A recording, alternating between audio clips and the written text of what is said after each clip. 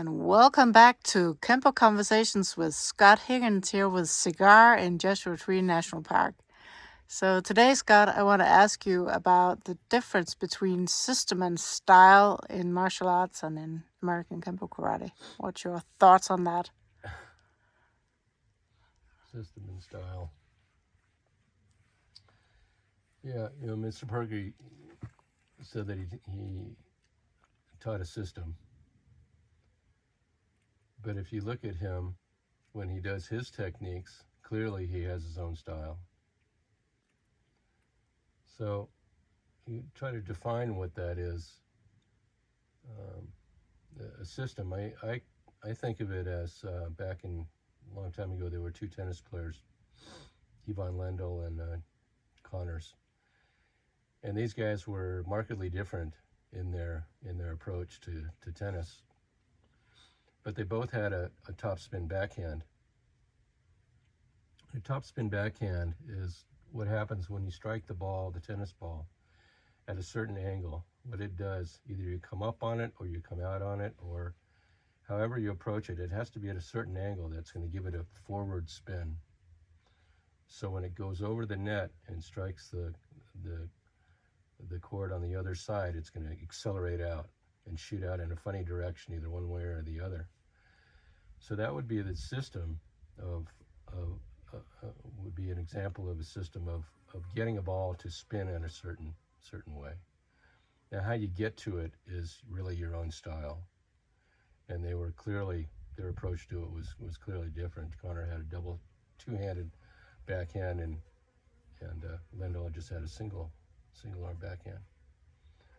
So, we in Kenpo, as they say, imitation is the fondest form of flattery, and certainly when you're learning how to do something, you will take on characteristics of the person that you're learning from. As in anybody, when two people are hanging out together, they'll start adapting mannerisms from each other, and that's very common that you do. But eventually, you want to in Kenpo, you want to develop your own style. We emulate people. Like a lot of us emulated Mr. Parker, and I emulated some of my teachers, and but you eventually you find yourself in it, and that's what I think is really a very, very important thing, that you don't want to keep just repeating over and over and over what you learned. You need to, in order to develop, you need to really look at that stuff. You need to pull these things apart, rearrange them, put them back together the way you like and the way you move, because we're all different. We all have our own arms and different lengths, and the way we think, the way we approach something, it's all different, So you want to create for yourself, adapt that to yourself, and find out what your style is. And that's the thing that I don't think a lot of people really take into consideration. They don't really think too much about it, and I think it's an important thing. Like I've always thought, well, what does Scott Higgins Kenpo want to look like? What do I want to do? What are my strengths? What are my weaknesses? And what is my approach to these things? And I've hopefully over the years have adapted and adopted my own style. That what I do, and there's a lot of guys that they sort of keep repeating or taking on the mannerisms from somebody else and not really finding themselves within the system. And I think it's what Mr. Parker, everybody gets caught up a lot in the sequence of these techniques, and it's not about sequence at all. It's never has been about sequence. Mr. Parker was adapting and adopting and always changing things. When he would come in and teach class, he would teach something. Sometimes he would teach a technique completely different, or a different way or a different method. And And that's what he was trying to get us to do, is to think about what we're doing, and and develop ourselves. Not be a robot of just how something was being taught. But it's a very difficult thing. Bruce Lee used to talk about that, being able to express yourself honestly, without lying to oneself. It's a very difficult thing to do, and we have to be brutally honest on what we think we can do, and what are our approaches, and what we think. So you really have to really look at yourself in an honest way, and to be able to move forward with yourself. You can't be satisfied with mediocrity, or you can just do it. I can do it. Well, I know that one. You've heard that many, many times. Well, I know that one.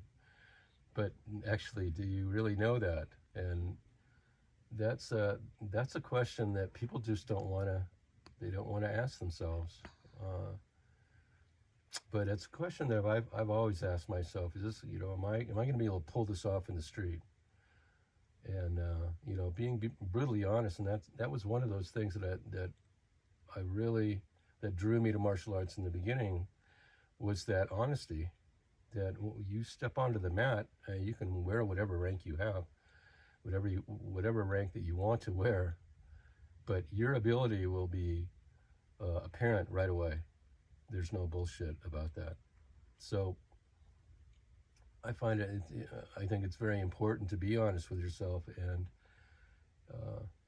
to really take a look at that self. What we can do, what we can't do, and am I doing it because I want to do it, or am I doing it because I saw somebody else do that, or do I have some mannerisms of somebody else, or I'm actually being myself? And that's not an easy thing. It's not an easy question to answer, but I think it's fundamentally important to martial arts, because it's such an individual expression, and that's ultimately what it is. It's our expression physically, how we want to move. So that's kind of my take on that. That's really interesting. It made me think about something that Bruce Lee was saying in that interview. He was talking about that you can only do so much because we only have 2 arms and 2 legs. But he was talking about something about how he would put that, for example, into the punch. And I don't know if you can try to explain how you understood that.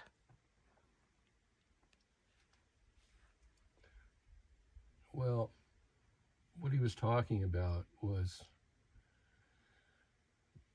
you want to punch, you have to train, and you have, let's see, how can I put that? You have to train your body that it's ready to go at a moment's notice. You can't get ready. You get in an altercation, so your training has to be rigorously honest, that you have to be able to pull that off when you need it. I'm not really explaining it that well. He was talking about, in one of the interviews, he was talking about is when you punch, the body, you got to be right there. The body has to be behind everything. And Mr. Parker talked about that a lot too, is getting the body behind what you're doing. Getting the hip, man, get that hip into it, and these are things that would be a type of, that's not necessarily a technique, as more of a system that you're generating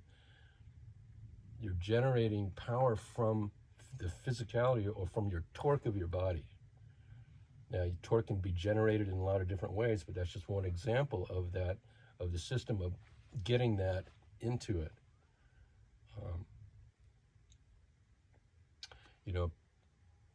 Mr. Parker talked about if you go into a dojo and the instructor says, you put your hand here, and at this specific point is when you start turning your fist over. He says, leave the building. Because everybody's different. You can start turning your fist over here, over here, over here. It doesn't matter. We're all little bit different, and we find that within ourselves. But that has to be found within, countless repetitions of these movements, and those movements that are within that technique. That you're coming up and doing some movement or some torquing action with your hand. You have to find that. You have to do that hundreds and hundreds of times to find that. I don't want to turn my hand first and then go here. I don't want to get all the way out here and then turn it. I have to find that arc. I have to find that torquing, that area that it's going to be optimum. And everybody has to do that and find that for themselves. And we can't think that we're doing it. We have to test it. Make sure that it works. You test it on the bag, you test it on each other, and you find it within yourself. You'll ultimately feel that it'll be actually effortless, that you won't even really notice it. It'll just be happening. And those are things that are, again, a lot of people, they don't take the time to look at that technique that's within the technique. All these movements, you have 5 or 6 moves, but it's how you get from point A to point B, from point B to point C, and so forth. For 1, 2, 3, 4, 5, 6, whatever count you want to apply that, but you always go from a point of origin, and everyone is another point of origin. You go from this thing. Sometimes it goes through that and into another, so it carries through. But these are things that need to be examined. And I find, people they don't, and they really need to. If you're studying Parker's Kenpo, he put these things together in interesting sequences, and there's reasons for that. And so you understand the reason, and then you can start going, well, I'm going to change the weapon, I'm going to change the target, or both. See, that's what, and then you start doing that. That's exactly what he talks about. So it's not about just repeating, a technique, A through Z, or 1 through 5. It's really understanding what you're doing within that framework. Yeah. Cool. Thank you.